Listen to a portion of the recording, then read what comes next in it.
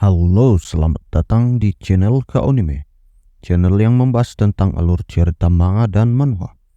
Tak usah berlama-lama lagi, langsung saja kita mulai pembahasannya. Gaspol.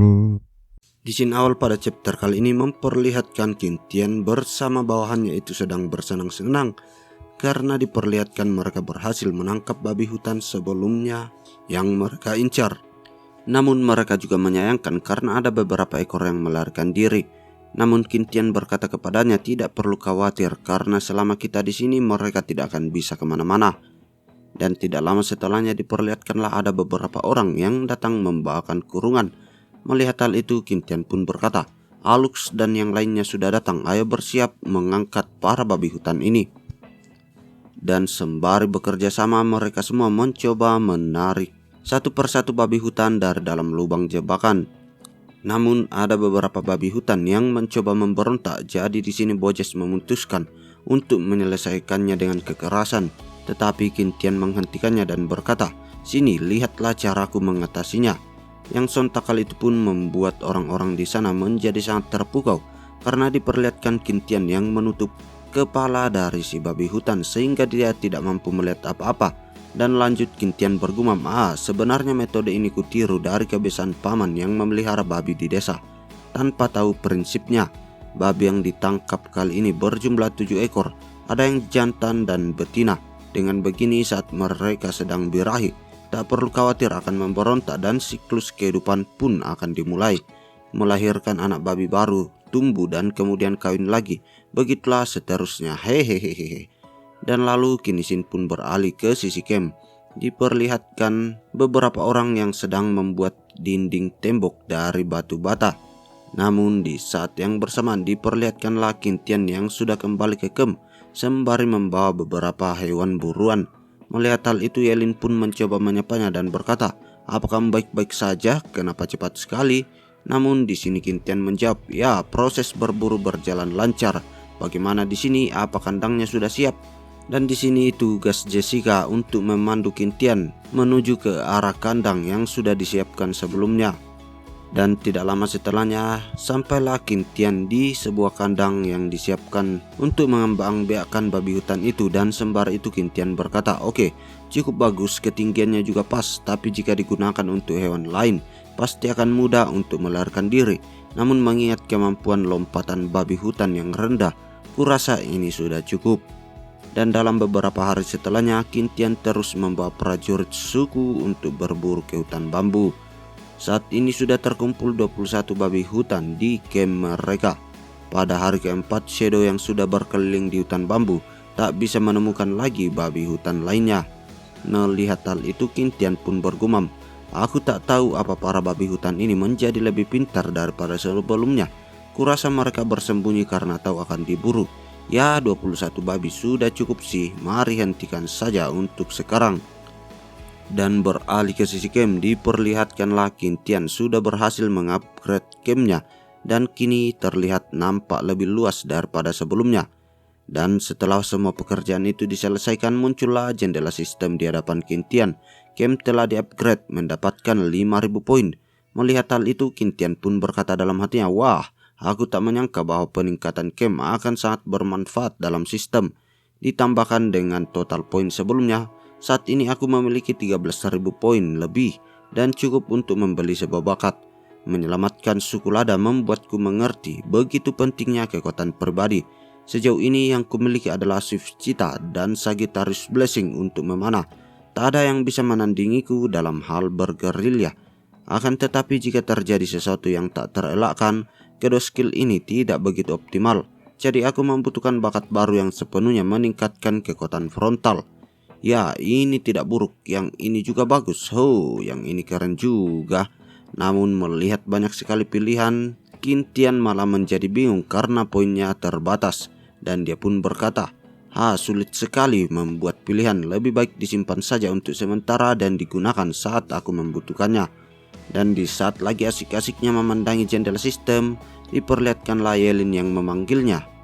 Dan sembari berjalan menuju ke tempat Yelin, diperlihatkanlah Qintian yang nampak sangat terpukau melihat semua pekerjaan dari wanita-wanita di desa yang nampak sangat bagus. Dan sembari itu Qin Tian pun berkata, wow, hanya dalam beberapa hari kalian memproduksi lebih dari 50 toples kaca. Mendengarkan pujian itu, Yelin pun berkata, hehe, bagaimana, kami hebat kan? Dan lanjutlah Alux berkata, dalam beberapa hari ini kemampuan dan kecepatan kami meningkat pesat. Dengan begini kita bisa memproduksi lebih banyak. Mendengarkan semua hal itu, Qin Tian hanya dapat berkata, luar biasa. Baiklah, saatnya kita mulai membuat buah kalengan untuk musim dingin. Dan proses pembuatan buah kalengan sangatlah sederhana. Masukkan toples, kupas anggur, dan potong nanas ke dalam air mendidih untuk disinfeksi. Setelah disinfeksi selesai, keluarkan anggur dan nanas dan masukkan ke dalam botol kaca. Lalu tutup dengan rapat dengan kulit hewan yang sudah disterilkan dengan suhu tinggi, dan dengan begitu buah kalengan sudah selesai. Dan setelah semua proses itu telah berjalan, diperlihatkanlah salah seorang prajurit suku lada di sana berkata, cuma dengan begini apa benar-benar buah ini bisa awet? Mendengarkan hal itu, Ragnar pun berkata kepadanya, karena Tuan Penyihir berkata demikian, tentu saja itu benar. Melihat semua hal itu, Qin Tian pun bergumam, biasanya gula batu ditambahkan ke dalamnya agar terasa lebih enak, tapi karena kita tidak memilikinya, ya sudahlah. Dan setelah memikirkan hal itu, Qin Tian pun berkata, alasan kenapa makanan bisa membusuk adalah karena mikroba. Selama mikroba pada permukaan makanan dibunuh dengan suhu tinggi, lalu makanan diisolasi dengan baik, pengawetan makanan bukanlah hal yang mustahil. Mendengarkan kata mikroba membuat anggota suku lada menjadi bertanya-tanya tentang apakah itu. Tetapi di sini Qin Tian tidak ingin menjelaskannya lebih lanjut. Dan lalu kini Sin pun beralih keesokan harinya. Diperlihatkanlah Qin Tian yang nampak sedang bersiap-siap, dan sembari itu dia berkata kepada yang lain, oke, dengar semuanya, ketika semua dingin berlalu dan kabut putih menghilang, bajak laut Viking kemungkinan besar akan menyerang ke sisi pulau ini. Saat ini selain anak-anak dan orang tua, jumlah yang bisa bertarung tidak lebih dari 40 orang. Dibandingkan dengan bajak laut 200 orang, jumlah kita sangat sedikit. Apalagi kita juga lebih buruk dalam segi perlengkapan senjata. Meski kita memiliki bom di sini, tapi peluang menangnya masih sangatlah kecil. Maka dari itu, hari ini aku akan membawa kalian ke gunung berapi untuk mencari biji besi untuk membuat perlengkapan kita sendiri dan mengurangi perbedaan kekuatan kita sebanyak mungkin. Dengan perlengkapan besi, kalian tidak perlu lagi khawatir akan kerusakan senjata saat bertarung yang pasti akan meningkatkan kekuatan tempur kalian. Namun sebelum mereka semua melakukan perjalanan, Hamel datang menghampir sembari berkata, Nick, Bojes dan juga Ragnar, kalian bertiga harus selalu ingat untuk melindungi penyihir agung, mengerti? Mendapatkan tugas itu di sini Nick dan Ragnar nampaknya menyanggupi tugas itu. Dan lanjut diperlihatkan Qin Tian yang berkata, aha, santai saja guys, aku sudah kesana 2 kali, selama kita berhati-hati, seharusnya kita akan baik-baik saja. Dan sebelum pergi diperlihatkanlah Yelin dan Jessica yang menyapa Qin Tian sembari berkata, hati-hati di jalan, kami akan merindukanmu. Melihat kekhawatiran itu, Qin Tian pun berkata, tidak usah khawatir, aku akan segera kembali.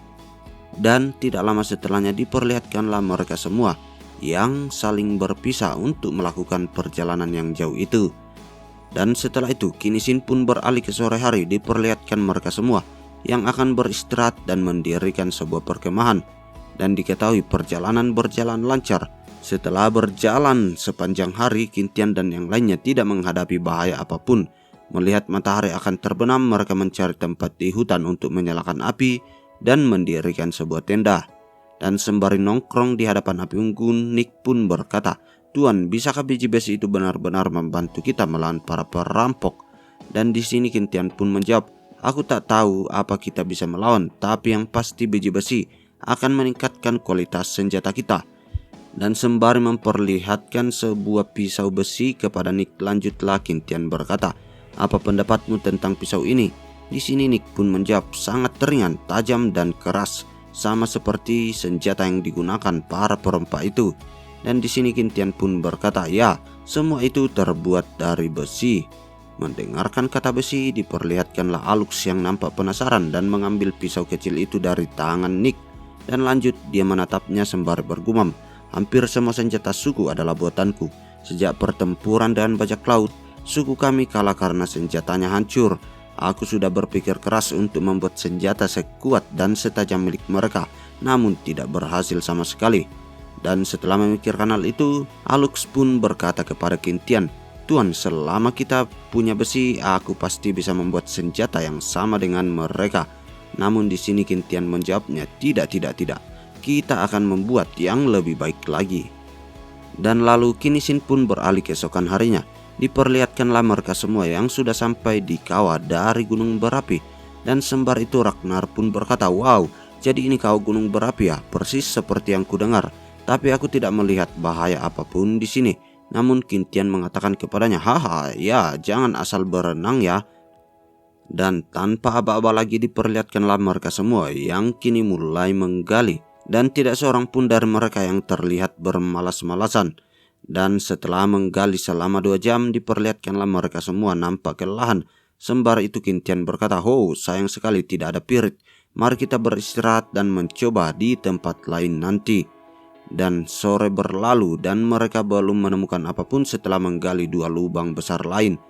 Melihat hal itu, Qintian pun mengatakan kepada para bawahannya, "Jangan berkecil hati, kita baru menggali 3 tempat hari ini. Mari kita beristirahat dengan baik dan mencoba lagi besok." Dan malamnya setelah makan mereka berkumpul dan menyibukkan diri membuat kapak batu baru. Tidak sulit membuatnya, hanya perlu mengikat potongan batu yang sudah dipoles pada tongkat kayu dan juga tali. Dan di antara kapak-kapak batu itu 30% berasal dari buatan Alux. Dia memang layak menjadi pengrajin nomor 1 di suku Lada. Dan di keesokan harinya diperlihatkanlah Qintian yang berjalan-jalan di sekitar gunung Merapi dan berkata, "Meski kita membawa banyak air, tapi di tempat seperti ini penting untuk mengumpulkan embun pagi sebagai persediaan air segar tambahan.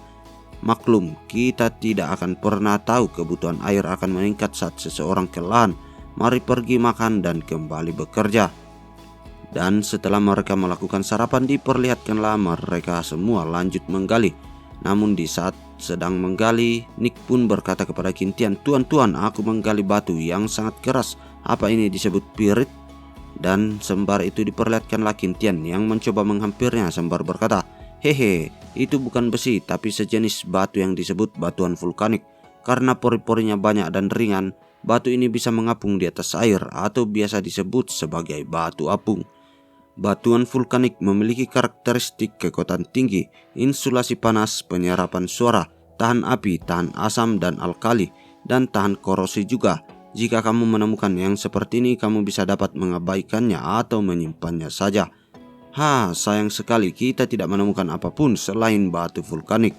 Dan sembar itu lanjutlah Qintian berpikir, saat menambang kami menggunakan metode sampling dengan membagi area sekitar kawah secara merata menjadi beberapa area dan menggali 3 lubang di setiap area. Jika tidak ada, kami akan segera menutupinya dan menggantinya dengan area lain. Sedikit saja, selama terlihat sedikit pirit di kawah ini, kita pasti bisa menemukannya. Dan tanpa terasa kini hari keempat pun telah tiba. Diperlihatkan banyak sekali lubang di gunung berapi itu, dan nampaknya itu semua hasil pekerjaan mereka di hari-hari sebelumnya. Namun sepertinya mereka belum menemukan pirit. Dan diperlihatkan seseorang pria berambut hitam nampaknya mengira batu yang ia temukan adalah batu vulkanik lagi. Namun di sini Qintian mengatakan padanya, "Tunggu, biar kulihat terlebih dahulu." Dan sembari memandangi batu itu, lanjutlah Qintian bergumam, "Tidak ada lubang halus dan samar-samar warna kuning di permukaannya. Meski ada perbedaan besar dengan warna pirit yang kubahas sebelumnya, tapi batu ini..." Dan setelah Qintian memikirkan hal itu, dia pun memerintahkan kepada semua orang untuk terus menggali. Dan dengan penuh semangat para pasukan dari suku Lada terus menggali lokasi yang ditunjukkan oleh Qintian sebelumnya.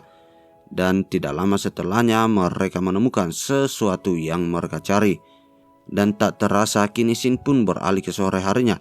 Diperlihatkanlah mereka semua terus menggali. Sembari itu Qintian pun bergumam, setelah menggali begitu lama, pirit di lubang ini tidak habis-habis. Tapi seharusnya segini saja sudah cukup untuk melengkapi semua orang di camp dengan senjata besi. Perjalanan ke gunung berapi kali ini tidaklah sia-sia. Dan lalu Kinisin pun beralih ke malam harinya. Diperlihatkanlah mereka semua yang menghangatkan badan di camp mereka. Dan sembari itu Alux berkata kepada Kintian, "Jadi ini besi, meski lebih berat dari batu biasa, tampaknya perbedaannya tidak terlalu besar." Namun di sini Kintian mengatakan kepadanya, "Jangan salah, ini belum menjadi besi karena besi ada di dalamnya." Mendengarkan hal itu, Bojes pun nimbrung dan berkata, "Tapi tidak ada apa-apa di dalam batu ini." Namun di sini Kintian berkata kepadanya, "Ya elah, biji besi bukan seperti biji buah yang diambil dengan cara dipecah. Kita harus memurnikannya dulu dengan api. Tapi memang benar batu itu harus dihancurkan dulu sebelum pemprosesan." Dan pagi-pagi sekali di hari kelima, semua orang mendirikan tanur tinggi di camp dan mulai membuat besi. Dan sembari melihat semua proses itu, lanjutlah si Aruba berkata, "Jadi ini besi, gelap sekali dan juga keras. Apa benar benda ini bisa membuat senjata yang lebih kuat, Tuan?" Dan di sini Kintian pun membenarkannya sembari lanjut menjelaskan, "Semua orang harus bekerja lebih keras untuk melebur semua besi hari ini, oke?" Dan setelah menyampaikan hal itu, lanjutlah Kintian bergumam, "Pembuatan senjata besi tidak seperti anak panah yang langsung dituang ke dalam cetakan. Bahan besi juga perlu dipukul berulang kali untuk mengeluarkan kotoran-kotoran yang ada di dalamnya, agar senjata yang dihasilkan tidak rapuh dan padat. Tampaknya masalah pembuatan senjata harus dikesampingkan terlebih dahulu, karena yang terpenting membuat panci dan skop besi dulu. Dengan begitu kecepatan penambangan akan meningkat drastis, dan ketika jumlahnya cukup banyak, barulah menempa senjata." Dan sembari itu diperlihatkanlah mereka sudah berhasil melelehkan beberapa biji besi. Dan sembari menuangkan besi itu ke dalam sebuah cetakan, lanjutlah Kintian berkata, "Cetakan yang dibuat oleh Alux sangat bagus, syukurlah membawanya ke sini juga. Penggunaan air kapur sebagai media pendinginan dapat membantu transformasi ion besi dalam besi menjadi ion besi positif stabil, membuat oksida yang terbentuk lebih seragam dan kompak, dan air kapur bersifat basah yang dapat menetralkan komposisi asam dalam lingkungan sekitar dan memperlambat korosi. Meski air kapur bukan yang terbaik, tapi ia lebih baik daripada air biasa, apalagi hanya butuh sebatang besi, asal bisa digunakan sajalah." Dan lalu kini Sin pun beralih ke hari ke-6-nya. Diperlihatkan mereka semua yang terus menggali di tempat itu. Melihat perkembangannya, Kintian pun bergumam, "Dengan wadah dan sekop, kecepatan menggali pirit naik menjadi 2 kali lebih cepat. Ini adalah alat produksi yang menentukan produktivitas." Dan sembari semua orang sedang menggali, diperlihatkanlah Kintian yang berkata kepada Ragnar, "Apa yang terjadi hari ini? Suhu menurun dan terasa dingin di sekitar kawah." Mendengarkan hal itu, Ragnar pun menjelaskan, "Angin juga berhembus kencang membawa pasir dari waktu ke waktu. Benar-benar menyakitkan saat mereka mengenai wajah. Mungkinkah salju akan turun dalam beberapa hari lagi?" Mendengarkan kata itu, di sini Kintian pun nampak terkejut, dan sembari itu dia bergumam, "Ini kan baru pertengahan Oktober, masih ada sekitar 3 bulan sebelum masuk musim dingin." Namun di sini Ragnar berkata, "Setahu kami setiap salju akan turun, cuaca tiba-tiba menjadi dingin, dan setiap kali cuaca memburuk semuanya akan memutih, dan untuk berjalan pun akan sangat sulit."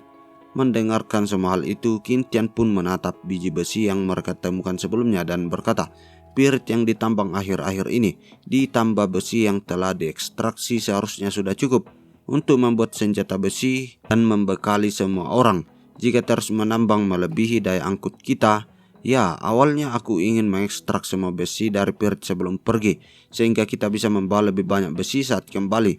Tapi sepertinya kita kehabisan waktu."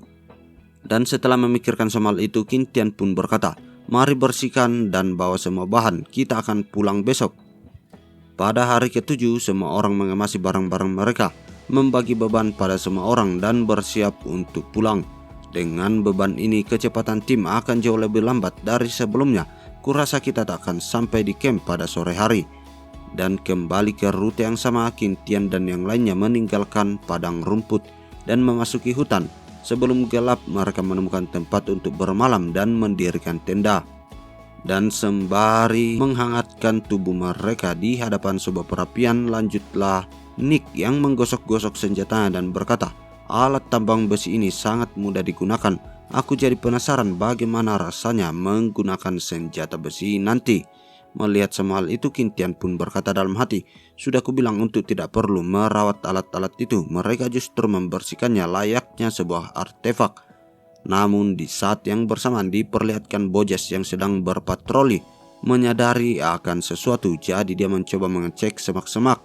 Tapi di saat dia melihat ke arah semak-semak itu, tiba-tiba saja seekor Sabertooth muncul di hadapannya. Namun dengan insting dan kemampuan bertarungnya, diperlihatkanlah Bojes mampu menghantamkan sebuah skop yang ia pegang tepat mengenai wajah dari si Sabertooth. Melihat hal itu, Qin pun bertindak cepat dan menyuruh Hanpi untuk segera menyerang. Dan sembari itu diperlihatkanlah muncul jendela sistem di hadapan dari Sabertooth itu. Dan diketahui Sabertooth itu adalah harimau yang bergigi pedang, hidup pada zaman Pleistosen Tengah, memiliki panjang tubuh rata-rata 2,7 meter dan berat 200-400 kg. Ini adalah kucing terbesar di zaman prasejarah, memiliki taring sepanjang 10 cm yang dapat mencabik mangsa dalam sekejap. Salah satu penguasa Gleister. Melihat hal itu sontak membuat Qin menjadi cukup terkejut dan berkata, "Tidak seperti harimau modern, harimau bergigi pedang adalah hewan yang berburu secara berkelompok." Dan setelah memikirkan hal itu, Qin pun memerintahkan kepada semua orang untuk segera berhati-hati karena mungkin masih ada kawanannya di sekitar tempat mereka tinggal. Dan ternyata dugaan dari Qin itu benar adanya karena diperlihatkan Ragnar yang menemukan kembali salah seekor Sabertooth yang mencoba menyerangnya tanpa ragu-ragu. Tetapi untungnya di sini Ragnar menahan serangan itu menggunakan papan kayu yang ia bawa. Tetapi sepertinya papan kayu itu langsung hancur dalam sekali serang, yang kini membuat Ragnar bertekuk lutut di hadapan Sabertooth. Namun sepertinya di sini Nick tidak ingin membiarkan Ragnar dihancurkan begitu saja, jadi dia mencoba membantunya dan sembari itu dia membawa senjata yang digunakan menambang sebelumnya. Dan tanpa ragu-ragu diperlihatkanlah Nick yang mengibaskan senjatanya itu tepat menuju ke arah Sabertooth. Tetapi dengan kelincahannya di sini Sabertooth mampu menghindari serangan itu dan masuk kembali ke dalam semak-semak. Dan di sisi lain diperlihatkanlah ada seekor Sabertooth lagi yang muncul dan mencoba menerjang ke arah Qin. Tetapi di sini Ragnar yang menjadi pasukan terkuat dari suku Lada tidak ingin membiarkan hal itu terjadi. Jadi dia mengibaskan skop yang ia bawa sebelumnya tepat menuju ke arah Sabertooth Tiger. Tetapi di sini Sabertooth itu mampu menghindari serangan yang dilancarkan oleh Ragnar. Namun di saat Sabertooth itu merasa percaya diri saat menghindar, tiba-tiba saja sebuah obor menghantam kepalanya. Dan sontak hal itu pun membuat Sabertooth Tiger itu lari terbirit-birit ke dalam semak-semak kembali. Dan setelah itu diperlihatkanlah Ragnar yang berkata kepada semuanya, "Penyihir agung sangat hebat, dengan tongkat api saja sudah bisa membuatnya lari. Tetaplah waspada, Sabertooth ini sangat pintar dan sulit dihadapi. Semuanya angkat peralatan kalian." Dan beralih ke sisi Hanpi yang bertarung satu lawan satu dengan Sabertooth Tiger. Diperlihatkan Sabertooth itu mampu menancapkan gigi tajamnya tepat di bahu dari Hanpi, yang sontak kali itu pun membuat Hanpi menjadi meronta-ronta kesakitan. Tetapi seakan tidak ingin kalah diperlihatkanlah Hanpi yang melayangkan sebuah serangan balik yang menghantam tepat wajah dari Sabertooth Tiger yang membuat Sabertooth itu terhempas jatuh ke tanah. Qin yang melihat pertarungan itu, dia pun bergumam, "Apa yang harus kulakukan? Dua kucing besar ini sangat menggila hingga kita tidak bisa mendekat dan membantu Hanpi. Dibidik dengan panah pun akan sangat sulit karena posisi mereka selalu berubah. Bahkan dengan bantuan bakat sistem aku tak yakin bisa mengenainya. Dan bukan tidak mungkin akan salah sasaran mengenai Hanpi. Dan juga kita harus waspada pada Sabertooth lainnya. Aku tak akan menyangkal jika di pulau ini merekalah yang layak menjadi predator puncak. Selain licik dan berhati-hati, mereka juga sering maju mundur dalam penyerangan tanpa memberi mangsanya kesempatan untuk mengerahkan kekuatan. Aku juga paham mereka menggunakan malam untuk bersembunyi dan menunggu kesempatan. Jika kita memperlihatkan sedikit saja kelemahan, pasti mereka akan menyerang secara fatal. Tidak ada waktu lagi, aku harus melakukannya." Dan tanpa ragu-ragu diperlihatkanlah Qin yang membuka jendela sistemnya, dan sepertinya dia akan melakukan sesuatu.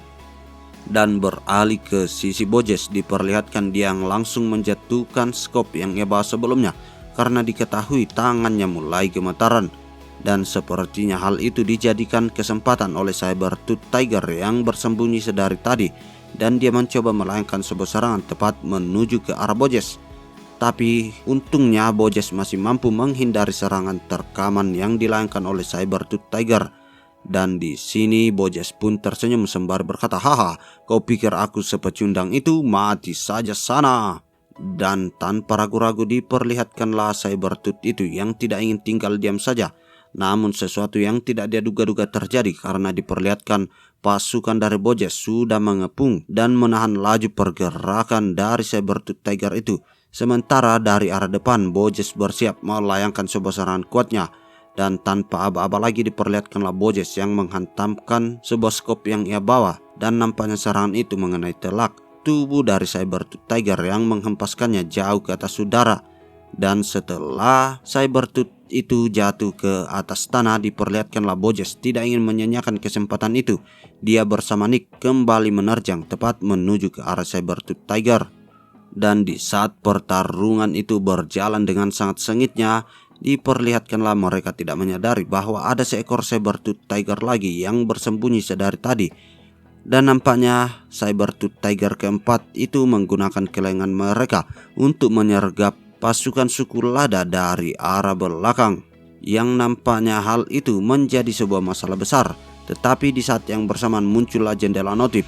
Host telah berhasil menerima skill baru dan beralih ke sisi Qintian. Diketahui bakat yang ia baru saja beli adalah Hyper Reaction, yang sontak kali itu pun membuat sekelilingnya terlihat menjadi seperti melambat. Melihat hal itu Qintian pun berkata, "Wah, waktunya seolah terhenti." Bahkan jatuhnya air liur dari mulut harimau itu terlihat sangat jelas. Qintian yang menyadari semua hal itu, dia pun langsung mengaktifkan skill Swift Citanya dan berlari dengan sangat kencang tepat menuju ke arah Sabertooth Tiger. Dan dalam sekali gerakan diperlihatkanlah Qintian mampu meninggalkan luka tebasan yang dalam tepat di dada dari Sabertooth Tiger.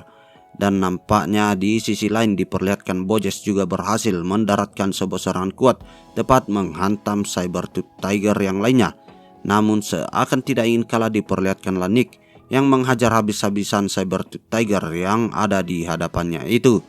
Namun di saat yang bersamaan tiba-tiba saja Nick dikejutkan dengan kemunculan dari Qintian yang melesat dengan sangat cepat dan mampu mendaratkan sebuah serangan fatal tepat mengenai tubuh dari Sabertooth Tiger yang dilawan Nick sebelumnya. Melihat hal itu sontak membuat Ragnar dan juga Aruba menjadi sangat terpukau sembari dia berkata, "Luar biasa, seperti yang diharapkan dari seorang penyihir agung."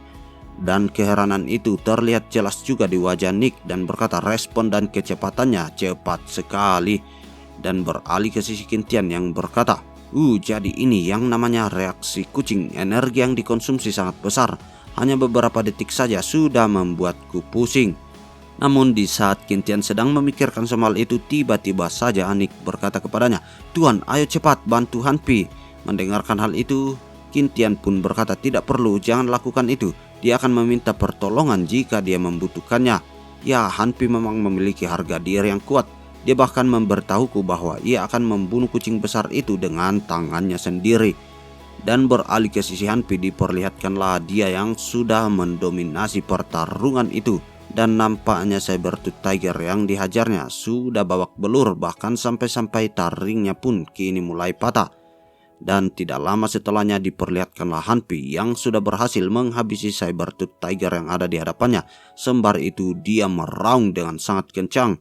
Melihat semua hal itu, semua orang bersorak-sorai dan mengatakan hidup penyihir agung. Dan pada hari ke-8 mereka terus berjalan menuju ke camp.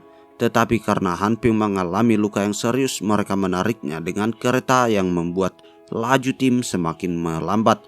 Setelah berjalan sepanjang hari hingga malam tiba, Qintian dan yang lainnya masih berada di hutan yang jauh lebih lambat dari yang diperkirakan semulanya.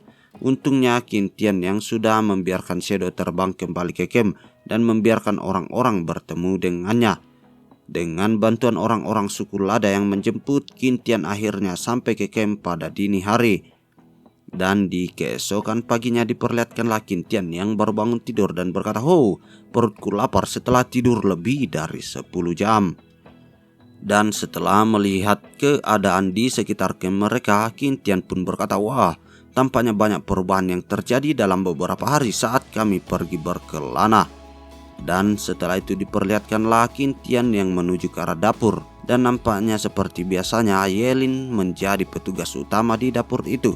Melihat kehadiran Kintian, Yelin nampak berseri-seri dan berkata, "Kintian, kamu sudah bangun?" Dan setelah mereka memasuki ruang dapur, diperlihatkanlah Kintian yang nampaknya akan makan dengan sangat lahap. Sembari itu Yelin berkata, "Harimau gigi pedang, pantas saja Hanpi pulang dengan penuh luka.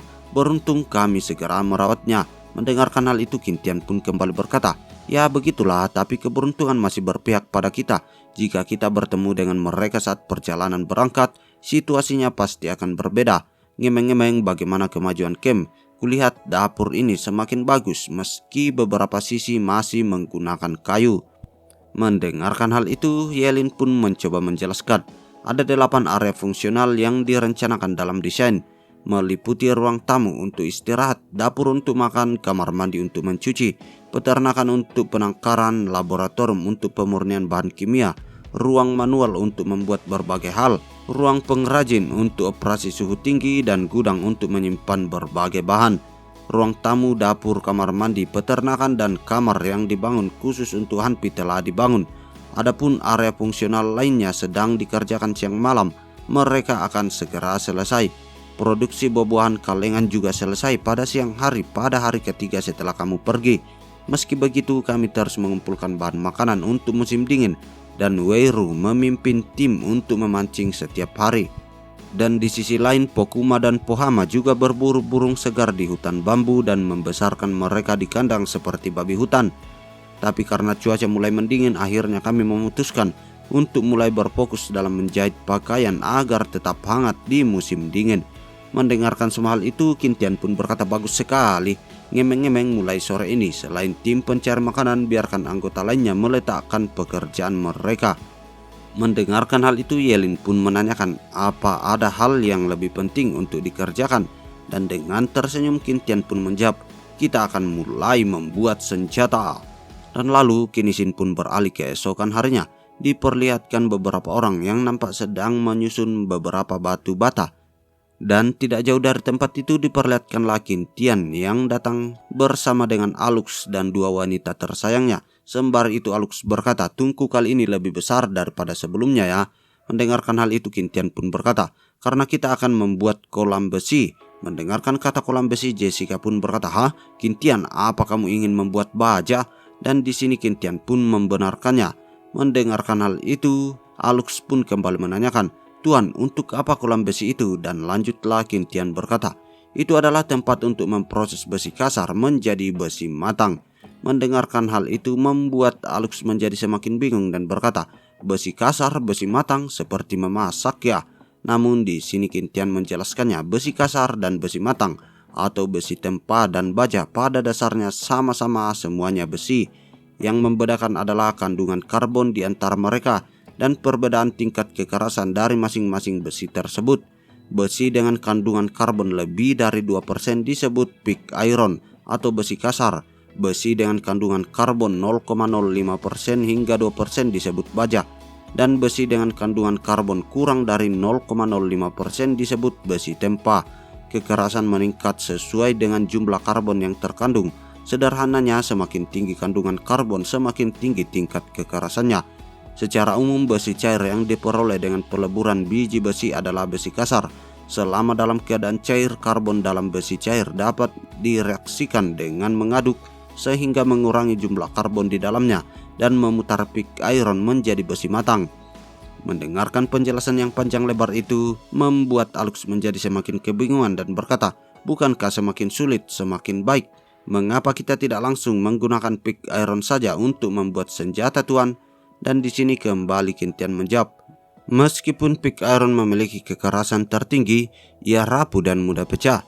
Besi tempa lebih lunak dan mudah dibentuk, tetapi mudah berubah bentuk. Baja berada di antara besi kasar dan besi tempa dan memiliki keunggulan keduanya. Jadi baja adalah pilihan terbaik kita." Dan lanjut Jessica menjelaskan, namun dengan metode saat ini tidak ada cara untuk menentukan kandungan karbon yang akurat dalam besi cair. Jadi tidak ada cara untuk menggorengnya secara langsung, bukan? Mendapatkan pertanyaan itu, Qin Tian pun menjawab, itu benar. Jadi tujuan kita sekarang adalah menggoreng besi yang sudah matang terlebih dahulu, lalu mendapatkan baja yang kita inginkan dengan proses penuangan. Dan kira-kira senjata apa yang akan dibuat oleh Qin Tian ya guys? Apakah pisau, pedang, atau senjata api? Atau kalian punya pendapat lain? Silahkan tuliskan pendapat kalian di kolom komentar. Dan oke, mari kita lanjut. Dan setelah semua rencana dari Qin Tian kini telah siap, diperlihatkanlah dia yang mengawasi langsung proses pelelehan baja itu. Dan lanjut dia pun berkata, hati-hatilah jangan sampai terpercik ke diri sendiri. Dan lanjut Qin Tian pun bergumam, metode pengecoran baja pertama kali muncul pada akhir dinasti Han Timur, yaitu teknologi pembuatan baja yang melebur besi tempa dan besi kasar dalam proporsi tertentu untuk membuat baja. Setelah perkembangan beberapa generasi, ada total 3 jenis metode stabil yang bisa digunakan. Yang pertama adalah metode pig iron dari dinasti utara dan selatan.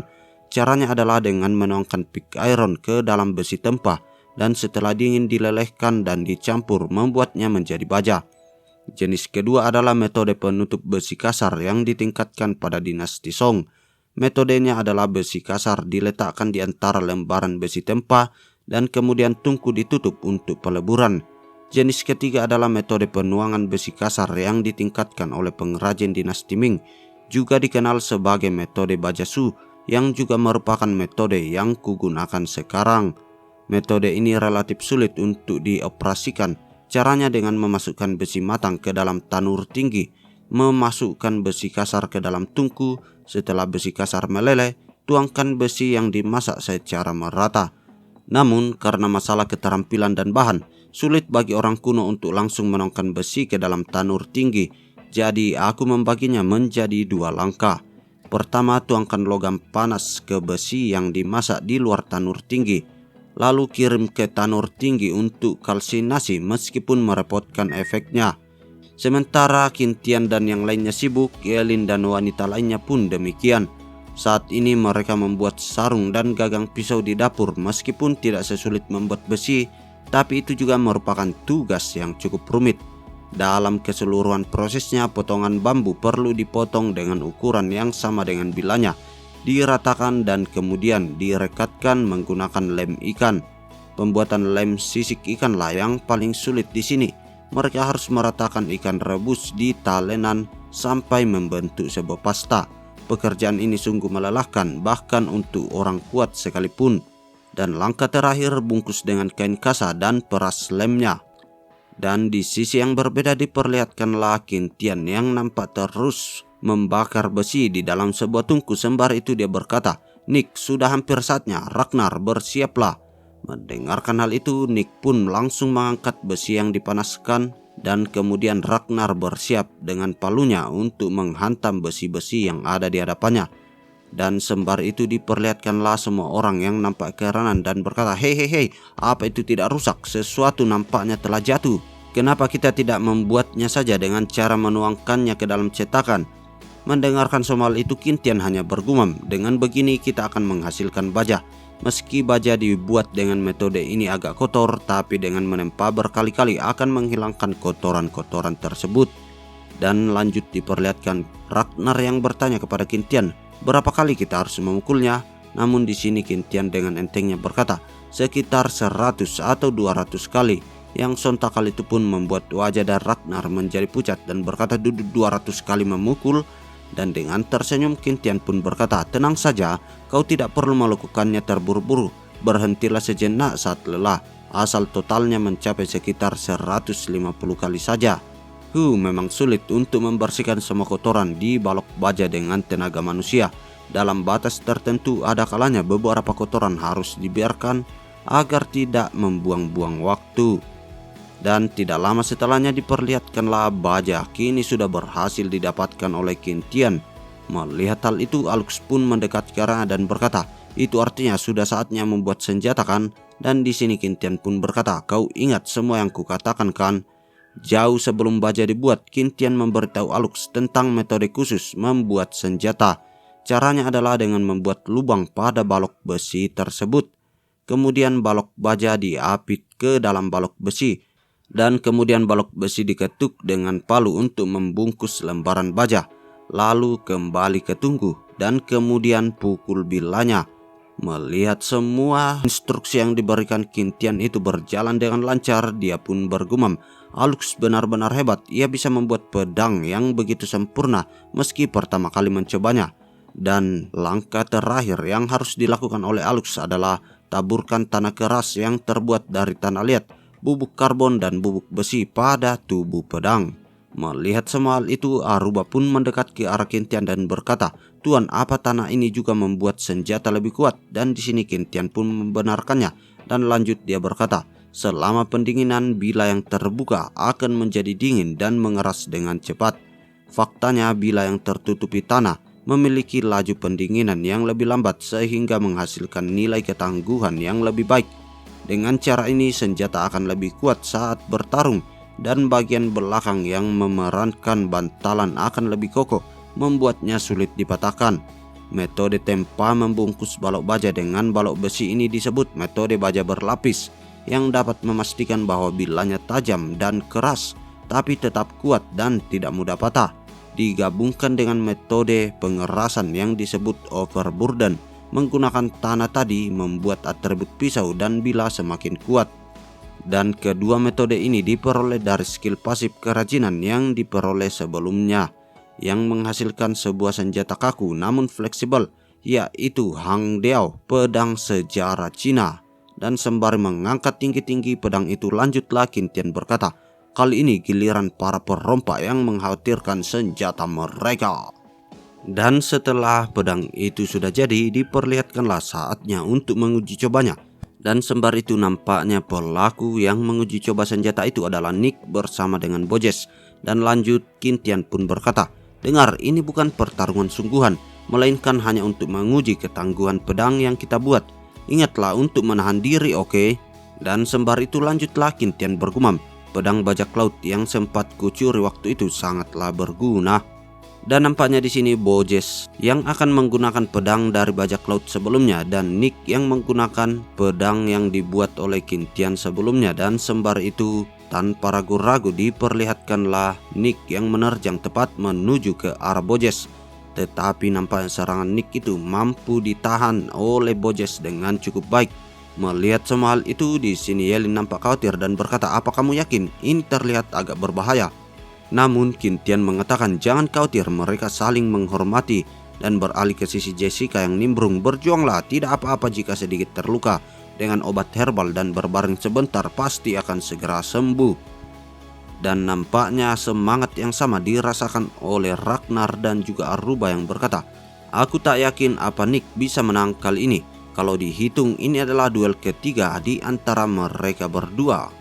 Dan lanjut diperlihatkan dengan semangatnya, Bojes nampaknya akan menyerang balik. Sembari itu dia berkata, "Jika kau mengira bisa mengalahkanku hanya dengan senjata baru itu, kau salah, Nick." Namun di sini Nick berkata, "Maaf, aku tak berpikiran seperti itu." Dan ting, diperlihatkanlah kedua senjata itu saling beradu. Tapi nampaknya senjata yang dipegang oleh Bojes sebelumnya kini sudah terbagi menjadi dua. Yang sontak kali itu pun membuat semua orang bersorak-sorai dan berkata, "Wow, Nick menang, senjata dari Bojes kini telah patah. Senjata buatan penyihir agung sangatlah kuat." Dan beralih ke sisi Nick yang berkata, "Jika menggunakan tombak hasilnya pasti akan berbeda." Mendengarkan hal itu, Bojes pun mengatakan, "Kau tidak bisa mengeluh dengan apa yang bisa kau gunakan saat di medan perang." Dan sembari mendekat diperlihatkanlah Qin Tian yang berkata, "Bagus, tadi itu sangat seru sekali. Berikan senjata kalian kepadaku." Dan sembari melihat kedua senjata itu, lanjutlah Qin Tian berkata dalam hati, "Benar saja, senjata milik bajak laut Viking terbuat dari besi kasar dan tidak memiliki ketahanan sama sekali. Mustahil mengalahkan Tang Heng Dao buatan kami. Tidak hanya pedang, kurasa senjata besar seperti kapak dan tombak pasti memiliki hasil yang sama." Dan sembari memikirkan hal itu, diperlihatkanlah pasukan dari suku Lada sedang berbicara satu dengan yang lainnya dan berkata, "Dengan begini Nick adalah orang terkuat di suku kami. Namun salah seorang menjawab, "Yang benar saja, tentu tuan penyihirlah yang paling kuat di sini. Malam itu beliau mengalahkan 2 Sabertooth dalam sekejap." Mendengarkan semua cerita itu, anak-anak di sana pun berkata, "Sungguh, aku sangat ingin melihat tuan penyihir berduel dengan Haninik." Mendengarkan semua hal itu, di sini Qintian pun berkata, "Mungkin kita bisa mencobanya." Yang sontak kali itu pun membuat semua orang di sana menjadi sangat bersemangat dan berkata, "Wow, duel!"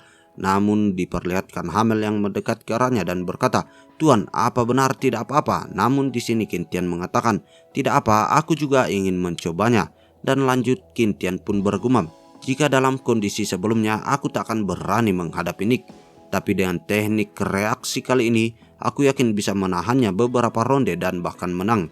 Yang terpenting aku ingin tahu seberapa jauh teknik ini bisa membawaku, seseorang yang tidak punya pengalaman bertempur sama sekali."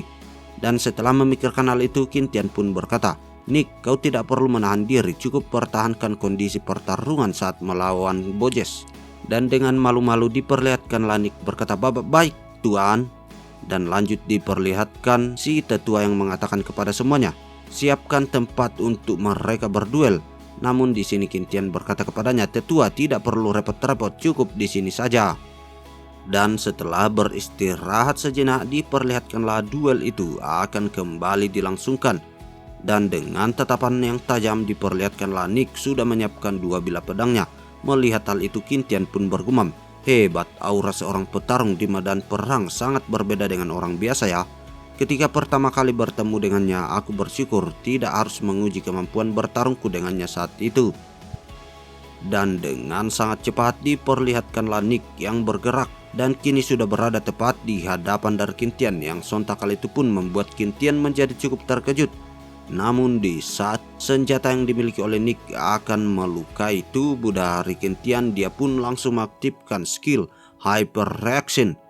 Dan sembari itu diperlihatkanlah Qintian yang bergumam, "Saat melihat pertarungan Nick sebelumnya, kupikir aku bisa menahannya sejenak tanpa bakat sistem. Tapi jika itu kupaksakan, aku pasti akan mati di sini." Dan setelah mengaktifkan kemampuannya itu, tiba-tiba saja Qintian bergerak sangat cepat menuju ke arah belakang dari Nick. Melihat hal itu, para penonton pun berkata, "Wow, cepat sekali, itu kehebatan tuan penyihir yang kuceritakan." Namun di sini serangan yang dilayangkan oleh Qintian masih mampu dihempaskan oleh Nick dengan begitu mudah. Melihat hal itu, Qintian pun bergumam, "Saat bertarung seperti ini, gap kemampuan seseorang akan terlihat jelas. Pengalaman bertarung Nick sudah sangat matang dan dewasa, jauh di atasku yang masih seperti balita. Jika bukan karena Cat Reaction, aku pasti sudah mati dari tadi. Nick, apa kau sungguh-sungguh berniat membunuh temanmu? Tidak, maksudku membunuh tuan penyihir." Dan beralih ke sisi Ragnar yang berkata kepada Bojes, "Kau lihat itu, kecepatan tuan penyihir seperti hantu, bahkan Nick tidak bisa menyentuhnya." Namun di sini Bojes pun menjawab, "Ya, sepertinya ia sengaja membuat Nick kesal untuk mengujinya.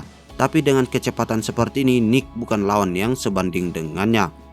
Dan sembari itu diperlihatkanlah penonton yang bersorak-sorai sembari berkata, "Ayo Nick, jangan biarkan tuan penyihir memandang rendah suku Lada." Dan beralih ke sisi Jessica yang bersorak-sorai bersama dengan Yelin.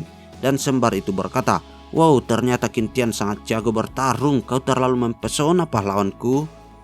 Melihat semua hal itu tidak membiarkan konsentrasi dari Qintian dan dia pun bergumam, "Barusan aku lengah karena tidak memiliki dasar yang kuat saat menggunakan pedang dan hanya berfokus pada kecepatanku saja.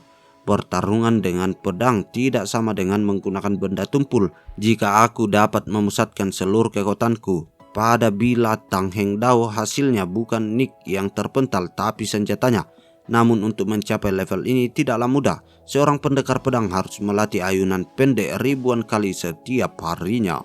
Dan setelah memikirkan soal itu, diperlihatkanlah Qintian yang mengaktifkan skill Swift Citanya dan mencoba menerjang tepat menuju ke arah Nick. Tapi nampaknya di sini Nick sudah bersiap untuk menahan serangan itu dari depan. Tapi sesuatu yang tidak dia duga-duga adalah kecepatan yang luar biasa yang ditunjukkan oleh Qintian, karena kini diperlihatkan Qintian sudah berada tepat di belakang dari Nick. Namun dengan insting bertarungnya diperlihatkanlah Nick yang mencoba menebak arah kemunculan dari Qintian. Dan nampaknya serangan yang dilayangkan oleh Nick itu berhasil membuyarkan konsentrasi yang dimiliki oleh Qin Tian. Melihat hal itu, Bojes pun berkata, "Tuan penyihir benar-benar menahan diri. Seorang petarung dengan pengalaman tempur pasti akan menghindar ke samping lalu menang. Tapi ia malah mundur."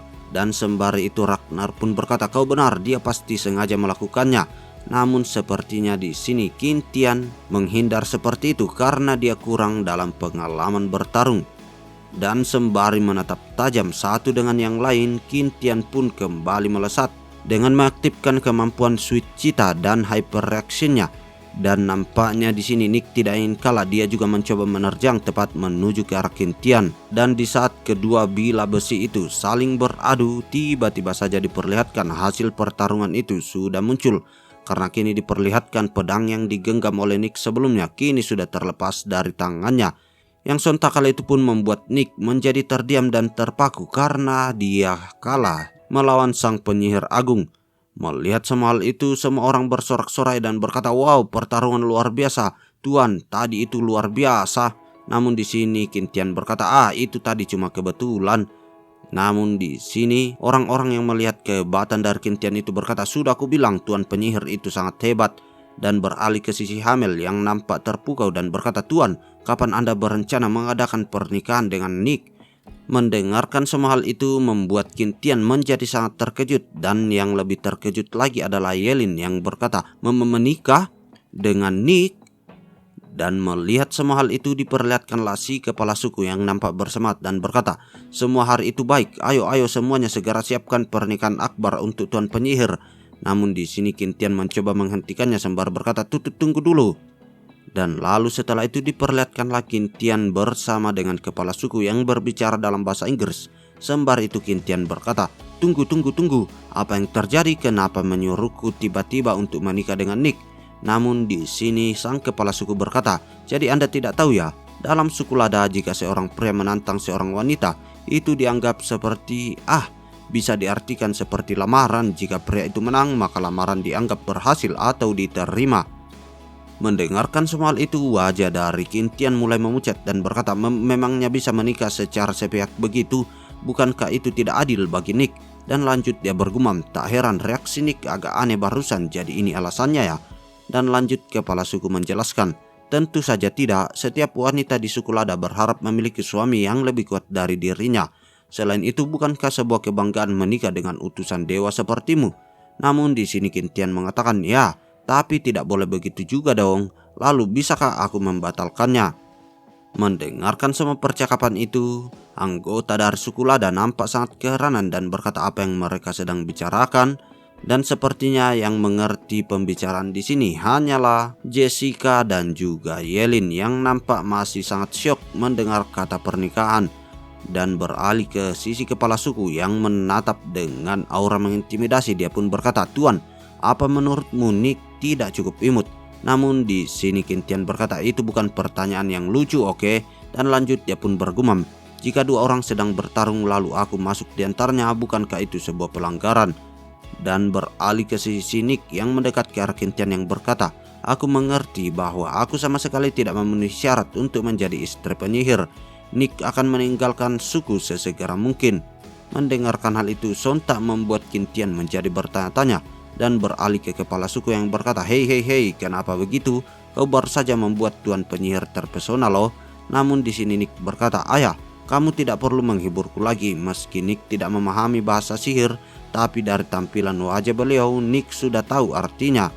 Mendengarkan semua perkataan itu, diperlihatkanlah semua orang yang di suku Lada kini mulai memperbincangkannya satu dengan yang lain. Yang sontak kali itu pun membuat Hamil berkata, "Saat penyihir agung memenangkan pertarungan, maka secara resmi Nick sudah menjadi pasangan Anda. Tapi jika Anda menolak melakukan kontrak pernikahan, itu artinya sama dengan Nick ditinggalkan oleh penyihir agung." Mendengarkan hal itu sontak membuat Qin Tian menjadi cukup panik dan berkata, "Tetapi kan."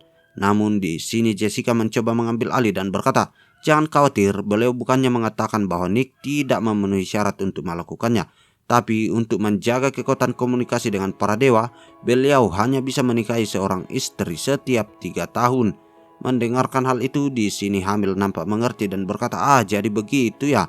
Dan lanjut Jessica mengatakan, karena itulah jika dihitung dari sekarang, maka butuh sekitar 2 tahun lagi bagi Tuan Penyihir untuk bisa menikah lagi.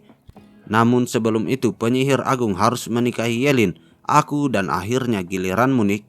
Beliau bersikap begitu hanya karena tak ingin melukai hatimu jika harus menunggu terlalu lama. Mendengarkan semua penjelasan dari Jessica yang mengada-ngada itu, diperlihatkanlah Nick yang nampak bersemangat dan berkata, jadi begitu ya, itu artinya Tuan Penyihir menyukaiku. Dan di sini Jessica pun berkata, tentu saja, siapa yang tidak suka dengan gadis lucu sepertimu. Melihat sama hal itu, Qintian pun bergumam, ini tidak benar, ini tidak benar.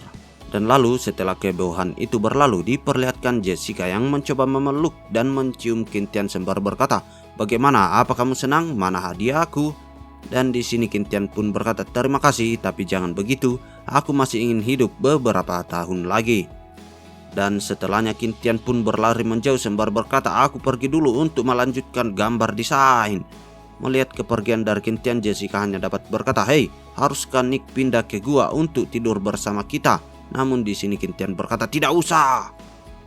Dan hanya dalam waktu beberapa hari, Alux telah membuat senjata untuk semua orang. Selain tim pembangunan dan pencari makanan, tim Yelin bertanggung jawab membuat mantel untuk persiapan memasuki musim dingin. Dan beberapa hari kemudian telah berlalu. Diperlihatkan salju kini mulai turun dan nampaknya mantel hangat yang dibuatkan Yelin sebelumnya telah dikenakan oleh Qintian. Sembari itu Qintian pun bergumam, aku jadi teringat pernah berjanji pulang ke rumah di akhir tahun pada teman sekamar di universitas untuk bertemu di Julihua. Padahal aku tak tahu Julihua itu siapa. Namun di saat Qintian sedang memikirkan hal itu, tiba-tiba saja Nick muncul di sampingnya dan berkata, Tuan Penyihir, Anda sudah bangun ya? Mendengarkan sapaan itu, Qintian pun menimpali, begitulah kamu juga bangun sangat pagi ya? Dan sembari mereka berdua mengobrol, tiba-tiba saja muncullah Jessica bersama Yelin yang berkata, hei kalian berdua, bisa-bisanya berpacaran sepagi ini, apa tidak takut telinga kalian akan membeku? Dan sembari memeluk tubuh dari Nick, lanjutlah Jessica berkata, haha, aku hanya bercanda-bercanda, lihat itu pipimu merah merona. Dan di balik kegembiraan anak-anak, semua orang juga bersemangat dan mulai kembali bekerja. Dan di dalam ruang kerjanya diperlihatkanlah Qintian yang menggambar sebuah sketsa di atas sebuah kertas. Sembari itu dia berkata, sepertinya ini tidak berhasil, benar-benar menjengkelkan. Tapi di saat Qintian meminum air yang berada di gelasnya, tiba-tiba saja dia memuncratkannya karena airnya terlalu dingin. Jadi dia berpikiran bahwa mereka kini membutuhkan termos. Dan sembari itu lanjutlah Qintian bergumam, tapi sebelum itu aku harus menyelesaikan blueprint senjata api dan mesin bubut terlebih dahulu. Meski senjata kita sekarang sudah ditingkatkan dan sedikit lebih baik daripada milik Viking, tapi jumlah mereka terlalu banyak membuat peluang kemenangan sangat tipis. Hanya dengan senjata api lah kita bisa memperbesar kemungkinan menang. Matchlock gun adalah nenek moyang senjata api modern. Performanya sangat buruk dalam hal mematikan, itu bahkan mungkin tidak sebanding dengan busur dan anak panah. Tetapi itu lebih baik dalam hal kecepatan. Kecepatan peluru tidak mungkin dihindari dengan kemampuan reaksi manusia. Produksinya juga sederhana dan mudah digunakan. Dengan lebih banyak senjata dan efek berkelanjutan, dalam waktu singkat kerusakan yang ditimbulkan juga cukup besar. Namun tak peduli seberapa efisien senapan, tetap saja kita harus memikirkan larasnya. Laras senapan haruslah lurus dan halus, karena jika macet dan meledak di tangan sama saja dengan bunuh diri. Oleh karena itu tidak mungkin membuat laras senapan berdasarkan keterampilan saja. Mesin bubut juga harus dipersiapkan. Disinilah letak kesulitannya. Blueprint mesin bubut bisa kudapat dari skill pasif Encyclopedia of Craftsmanship. Hanya saja beberapa bagian dari gambar tidak bisa dibuat dalam kondisi saat ini. Jadi yang bisa kulakukan hanyalah menemukan cara untuk memodifikasinya, lalu semuanya akan selesai. Dan tidak lama setelah diperlihatkanlah Qintian yang keluar dari dalam gua. Namun nampaknya salju yang turun di kala itu sangatlah lebat. Jadi di sini Qintian pergi menuju ke ruangan di mana semua orang berkumpul. Namun di saat Qintian membuka pintu dari ruangan itu, tiba-tiba saja asap mengepul dan memenuhi semua ruangan. Yang sontak kali itu pun membuat Qintian bertanya-tanya dan berkata, wow, apa yang terjadi? Namun melihat kehadiran Qintian, semua orang di sana pun berkata, Tuan Penyihir, Qintian cepat tutup pintunya. Dan nampaknya sumber dari asap itu adalah tungku-tungku yang dinyalakan semua orang di dalam ruangan itu untuk menghangatkan badan mereka. Melihat semua hal itu, Qin pun berkata kepada Ye-Lin, "Kalian merokok ramai-ramai ya?"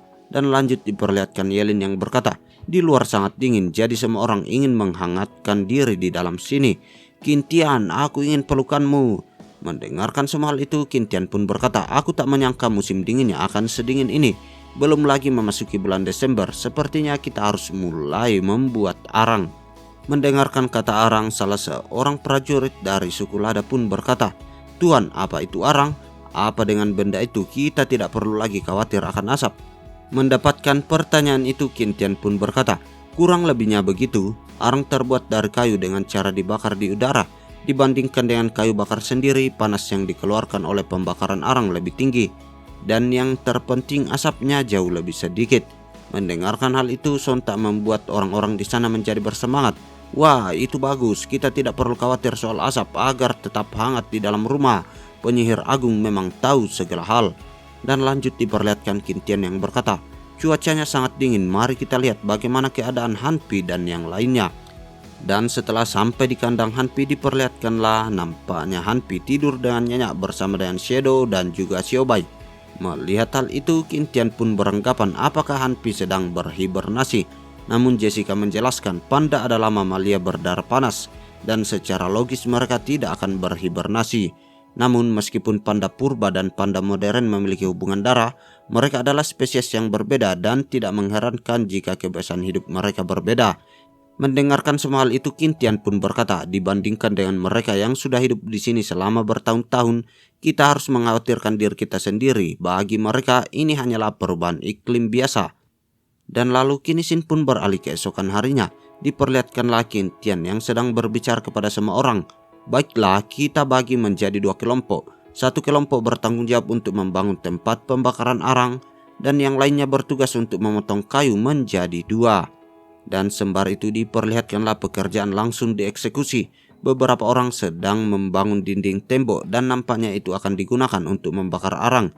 Dan beberapa orang yang lainnya sedang membelah-belah kayu yang akan dijadikan sebagai sumber bahan bakar. Dan setelah semua persiapan telah selesai, diperlihatkanlah Qin yang berkata kepada semuanya, "Oke, kita hampir siap. Masukkan kayu bakar yang sudah dipotong ke dalam tungku arang, lalu tutup dan nyalakan." Dan setelah kayu-kayu bakar itu mulai dinyalakan di dalam sebuah tungku, diperlihatkanlah Qin yang melihat ke arah cerobong asap dan berkata, "Panasnya hampir habis, cepat tutup lubang asapnya." Mendengarkan hal itu, di sini Nick pun mendekat ke arahnya dan berkata, "Tuan, jika kita menutupnya dalam keadaan menyala, apa kayu di dalamnya akan berubah menjadi arang seperti yang Anda katakan?" Dan Qin pun membenarkannya sembari melanjutkan, "Waktu yang dibutuhkan tergantung kadar air pada kayu. Tapi kayu yang kita gunakan sudah dikeringkan sejak lama, seharusnya besok sudah siap digunakan. Alux, ikuti aku akan menunjukkan padamu apa yang harus kita lakukan selanjutnya." Dan tidak lama setelahnya diperlihatkanlah Qin yang menyodorkan sebuah sketsa senjata api kepada Alux, yang sontak kali itu pun membuat Ye-Lin berkata, "Kakak, kau ingin membuat senjata api?" Mendengarkan kata senjata api, Alux pun bertanya-tanya apa itu. Dan di sini Qin pun menjelaskan, senjata api itu adalah sebuah senjata jarak jauh, mirip dengan busur dan anak panah. Hanya saja ini 10 kali lebih kuat dibandingkan busur panah. Mendengarkan kata 10 kali lipat, lanjutlah Alux merasa terheran-heran. 10 kali lipat dari busur dan panah. Dan sembari melihat cetak biru yang berada tepat di hadapannya, lanjutlah Alux berkata, "Tuan, jadi ini rangkaian yang Anda katakan. Sepertinya strukturnya tidak terlalu sulit. Lalu di mana letak daya mematikannya?" Mendapatkan pertanyaan itu, di sini Qin pun menjawab, "Ada 2 hal yang belum tertulis di sini, yaitu peluru dan mesiu." Mendengarkan kata itu, sepertinya di sini Alux sudah mengerti apa itu peluru dan mesiu. Dan lanjut diperlihatkan Alux yang berkata, "Jadi Tuan, apa Anda ingin saya membuat sebuah senjata api?" Dan sembari memberikan cetak biru itu, lanjutlah Qin berkata, "Ya, tapi sebelum itu untuk membuat sebuah senjata api yang lurus dan mulus, kita harus membuat mesin bubut terlebih dahulu." Melihat semua hal itu, Jessica pun nampak terpukau dan berkata, "Ya Tuhan, kita telah menempuh ribuan tahun dalam satu tarikan napas. Apa kita mulai memasuki zaman uap?" Dan di sini Qin pun berkata, "Hei, Ini semua berkat besi, tentu saja progresnya sangat cepat. Dan lanjut Qin Tian bergumam, meski kita sudah pernah menggunakan metode uap saat membuat kipas angin, namun keadaannya sangat jauh berbeda dengan sekarang. Dan lanjut diperlihatkanlah Yelin yang berkata, set mesin bubut harus memiliki persyaratan yang sangat tinggi pada keakuratan suku cadangnya, dan templatnya harus sangat halus. Pekerjaan dalam jumlah besar pasti akan dilakukan oleh Alux sendiri, namun yang terbaik adalah menemukan seseorang dengan ketangkasan. Mendengarkan hal itu, Qin Tian pun berkata, bukankah kamu orang yang paling tepat untuk tugas ini? Namun di sini dengan semangatnya Alux berkata, desain ini, struktur ini terlalu luar biasa. Meski banyak bagian yang belum ku mengerti, tapi ini benar-benar menakjubkan. Tuan penyihir, Anda benar-benar seorang dewa pengrajin. Mendengarkan hal itu, Qin Tian pun berkata, tidak usah berlebihan. Apa kamu sudah mengerti semuanya? Namun di sini Alux menjawab, belum, masih banyak yang ingin kutanyakan. Saya harus mempelajarinya dengan cermat. Dan kembali Qin Tian melanjutkan, tidak masalah, kamu bisa mempelajarinya perlahan dan tanyakan apapun yang kau mau. Dan lalu Qin Ishin pun beralih ke hari ketiga dari pembuatan arang. Diperlihatkan Qin Tian yang sudah berada tepat di hadapan tungku-tungku pembakaran itu sembari berkata, seharusnya sekarang sudah selesai, ayo buka pintunya. Dan setelah pintu pembakaran itu dibuka, diperlihatkanlah Aruba yang berkata, wow, ini panas sekali. Dan lanjut Qin Tian mengatakan, suhu di dalam masih sangat tinggi, yang lain harap menunggu. Dan setelah 10 menit kemudian diperlihatkanlah Aruba yang nampak semangat dan berkata, lihat ini, arangnya sudah jadi.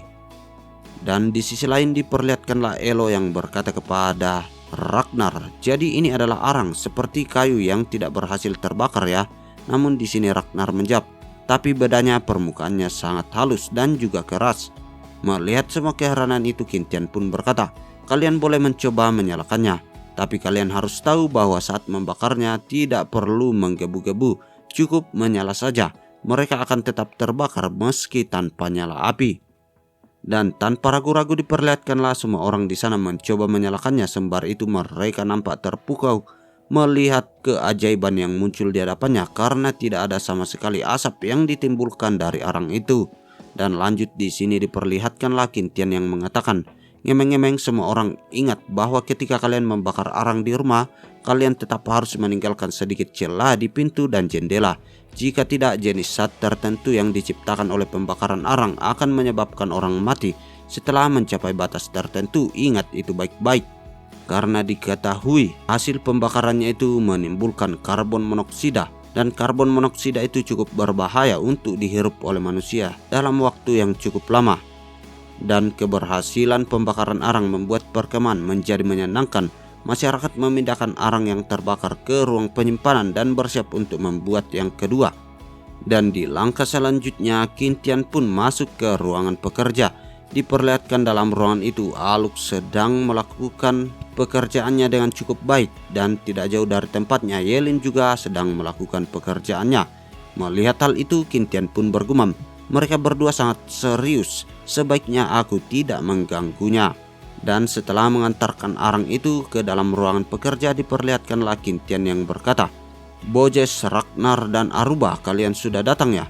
Mendengarkan hal itu Aruba pun menjawab, Tuan, apa yang bisa kami lakukan untuk Anda? Dan dengan senyuman Qin Tian pun menjawab, nah, mari kita buat beberapa manik-manik. Dan sembari itu diperlihatkanlah ketiga orang yang ditugaskan oleh Qin Tian sebelumnya, nampaknya sedang melelehkan besi. Dan di sini Aruba bertugas untuk menuangkan cairan itu ke dalam sebuah cetakan. Dan setelah lempengan besi selesai dibuat, diperlihatkanlah mereka yang membuat bentuk dari lempengan besi itu menjadi bulat, berbentuk seperti sebuah silinder, dan menempelkannya kepada sebuah kayu bulat dan diberikan sebuah gagang. Melihat hal itu Qin Tian pun berkata, setelah pagi yang sibuk akhirnya selesai juga. Dan sembari memandangi semua hasil pekerjaannya itu, Aruba pun bertanya, Tuan, apa yang kita lakukan? Namun di sini Qin Tian berkata, kau akan tahu sendiri nanti. Dan setelahnya diperlihatkanlah Qin Tian yang menuangkan beberapa cairan lelehan besi ke dalam sebuah cetakan. Dan setelah besi-besi itu mendingin, diperlihatkanlah Qin Tian yang menuangkan balok-balok besi itu ke dalam sebuah tabung yang dibuat sebelumnya. Dan tanpa aba-aba diperlihatkanlah Aruba dan Ragnar yang memutar silinder itu yang kini berisi balok-balok besi sebelumnya. Melihat semua pekerjaan itu, Aruba pun menanyakan, "Tuan, kita akan membuat apa sih?" Mendengarkan hal itu, di sini Kintian tidak langsung menjawabnya dan dia pun bergumam, "Aduh, Aruba ini, aku kan ingin memberi kejutan kepada semua orang. Kenapa dia harus bertanya terus-menerus?" Dan nampaknya di sini Kintian menjelaskan kepada semuanya bahwa mereka akan membuat peluru senapan. Mendengarkan hal itu sontak membuat mereka semua bertanya-tanya, tapi di sini Kintian menjelaskan bahwa senapan itu lebih kuat 10 kali lipat dari panah dan busur. Yang sontak kali itu pun membuat mereka semua menjadi bersemangat untuk mengerjakan senjata itu. Dan beralih ke sisi Bojes yang nampak bergumam dan berkata, "Dengan senjata ini kita bisa membunuh para bajak laut dan membalas dendam akan kematian rekan kita." Dan tidak lama setelahnya, besi-besi bulat kini telah didapatkan. Melihat hal itu, Kintian pun bergumam, "Ya, ini cukup banyak dari yang kuperkirakan. Meski manik-manik besi ini terlihat cukup bagus, namun tidak banyak yang bisa benar-benar bisa digunakan. Mereka harus bulat dan halus. Kerja bagus semuanya, kita harus membuat lebih banyak lagi." Dan setelahnya diperlihatkanlah Kintian yang sedang berjalan-jalan. Tapi di saat dia sedang berjalan itu, dia dihampiri oleh beberapa orang dan berkata, "Tuan, pembangunan camp sepertinya sudah selesai. Apa yang harus kita lakukan selanjutnya?" Dan di sini Kintian menginstruksikan, dalam beberapa hari ke depan, semua orang harus beristirahat dengan baik. Mari kita tidur, berjalan-jalan atau melakukan sesuatu yang kalian suka. Dan lanjut Kintian bergumam, "Ya, semenjak kami datang ke sini, semua orang bekerja seperti gasing. Mencari makan, membangun camp, begitu terus tanpa istirahat. Sekarang semuanya sudah selesai, tak banyak yang harus dilakukan. Alangkah baiknya memberikan mereka hari libur untuk beristirahat sejenak." Namun mendengarkan hal itu, semua orang di sana bertanya satu dengan yang lain, "Istirahat, jalan-jalan, pergi tidur?" Dan lalu dia pun memberanikan diri untuk mengajukan pertanyaan kepada Kintian, "Tuan, maksud Anda kita tidak perlu bekerja lagi dan boleh melakukan apa yang kami suka?" Dan di sini Kintian pun membenarkannya. Yang sontak hal itu pun membuat semua orang menjadi bersorak-sorai dan berkata, "Kalau aku mau tidur nyenyak 1 hari 1 malam."